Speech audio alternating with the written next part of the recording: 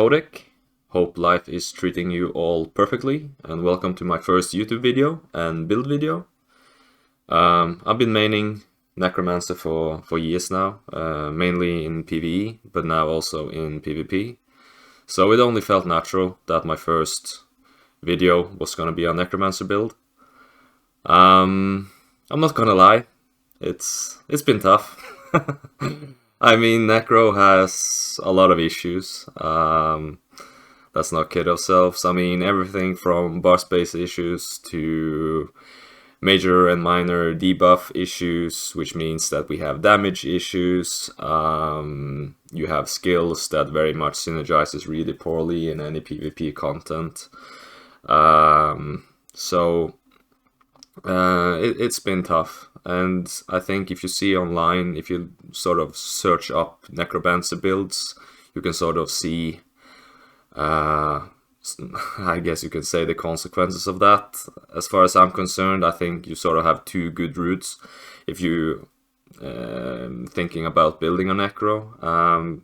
At the moment you see either bombers, and to be fair, Necromancer is a pretty good bomber. But you are sort of, it's a love it and hate it sort of scenario, because you're putting all of your eggs into one basket, and I mean, it's not my cup of tea. The other build that's been going around that's decent is the Dagon AoE burst setup. And it's a build that I played quite a bit, and to be fair, it's pretty good. But in my opinion, it lacks a little bit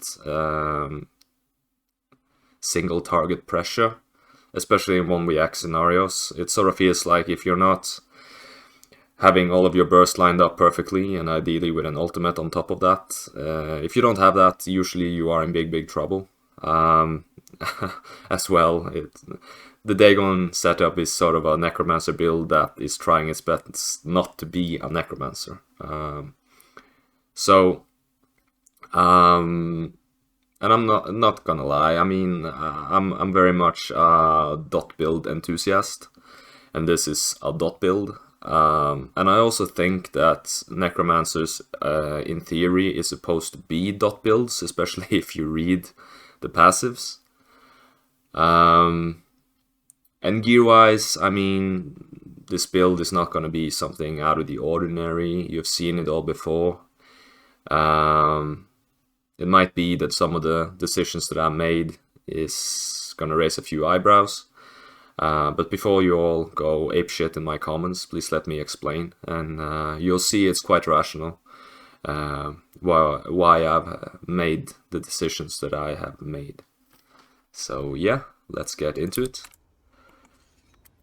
These are the unbuffed stats.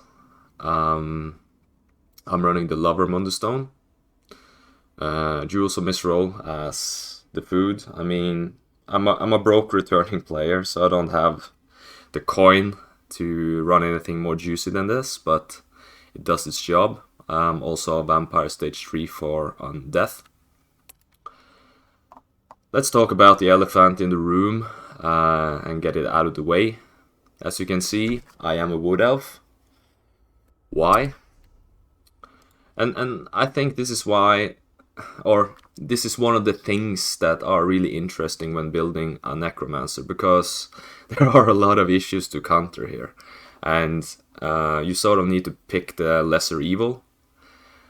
And one of the biggest issues with Necro, in my opinion, is that you have a really awkward access to penetration, and penetration is so important. And instead of running some iffy scribe skill or weird gear setup, the idea has been that I'll try and stack as much penetration as humanly possible passively, and sustain can also be pretty tough. And also in order to counter that, I'm also stacking as much recovery as I can. So if you read the first passive in the Wood Elf tree, obviously the stealth detection radius is not something we care about, but You get increased 5% movement speed, always nice. And you also get 950 extra physical and spell penetration. It's not a lot, but it adds up. You also get 258 stam recovery, as well as 2k max stam and 2310 disease and poison resistance. If you go into Gravelord, you'll see a passive called Dismember, which says, while a Gravelord ability is active, your spell and physical penetration is increased by 1500. So that means that as long as I have Skeletal Archer active, I have gained 1500 extra penetration. So that's pretty nice. So as you can see, we are not in like a super duper I mean, the penetration isn't godlike, but it's good enough. So that's the reasoning behind me being a wood elf. Let's have a look at the buffed stats. This will obviously be a little bit higher in Cyrodiil, but as you can see, we have a pretty comfortable amount of health. We also have a pretty comfortable amount of stam recovery as well as magicka. We have almost 7k weapon and spell damage, as well as 30% weapon and spell crit. And as I said, we have a not great, but decent amount of penetration.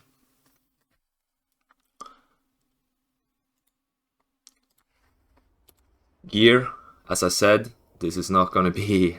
You've seen it all before. And this is my 1vx, my solo setup, my BG setup, call it whatever you like. I run 3 heavy, 3 medium, 1 light, reinforced on the heavy pieces, and the rest is impen. Traits on my jewelry is infused with weapon and spell damage enchantment with recovery, magicka recovery to be particular. Monster Helm, I run Gerald's Mountain. I mean, I really like this Monster Helm in this current meta. It's so much healing going around, and this feels really good. And Gerald combined with Blast Bones, I mean, it's such a deadly combo because of the Major Defile. So you can really reduce the healing of your targets, and yeah, I really like it. I'm running Dragon's Appetite, and I'm gonna be honest, I'm not the biggest fan of Dragon's Appetite. I think in general there are a lot of better options, but for Necro in particular, Dragon's Appetite feels really good. You obviously get a decent chunk of extra damage, but what's attractive about Dragon's Appetite is the heal. One of the problems you have as a Necromancer is that all of your defensives are on such a short duration, so a lot of times you feel in a rush to do all of your offensive things before you sort of have to, you know, line of sight or whatever to reapply everything. And Dragon's Appetite, it feels like you can stay on your front bar a little bit longer, if that makes any sense. So it just feels really good, and that's why I'm using it. You have a lot of options here. I mean, there's nothing wrong with, as you can see, I'm running Master's Dual Wield, but it's not a problem at all to just throw away the Master's Dual Wield and Dragon's Appetite to run something like Drogokin, and probably it's going to be more damage, but you don't get the heal, and yeah, again, there is a lot of options. I prefer Dragon's Appetite. I'm also running Veteran Ice Staff. Gives us a little bit of extra damage. The Saint and the Seducer is the Mythic, and I actually think that Saints is probably a must-have for Necromancer. As I said, we have a really awkward way of obtaining major and minor debuffs, and yes, Saint is it's very RNG based, but we are so starved anyways on major and minor debuffs that we take whatever we get, essentially. I mean, if you really feel squishy or anything like that, I guess you could run something like Payload or Solo. If you want to stack more health and resources, you can go something like Death Dealers, but I really think there is no better option than the Saint and the Seducer for Necromancer. And I mean, this gear setup is very transferable to, let's say, an Arcanist. And I actually think that Arcanist and Necromancer in a lot of ways are in the same category. Arcanist as well has a lot of cool things about it, status effects and the whole lot. And it has really good survivability and stuff like that, but it lacks in damage. And also is, unfortunately, very much reliant on procs. And Necromancer is sort of in the same category, I would say. Skills, Skeletal Archer, Major Brutality and Sorcery buff, as well as a OK dot. Blast Bones, we all know what this is. Disease Burst ability that applies Major Defile. Rending Slashes, this is our spammable. Pretty decent dot. Also afflicts hemorrhaging, as well as reducing the movement speed by 30%. Quick Cloak, Major Evasion, Major Expedition, as well as a little AoE, which also procs our glyphs. In this instant, I'm using Poisons. Mythic Siphon. It's a really awkward skill to use. Let's not kid ourselves. It's really bad on occasions. But when it works, it really works. It hurts a lot.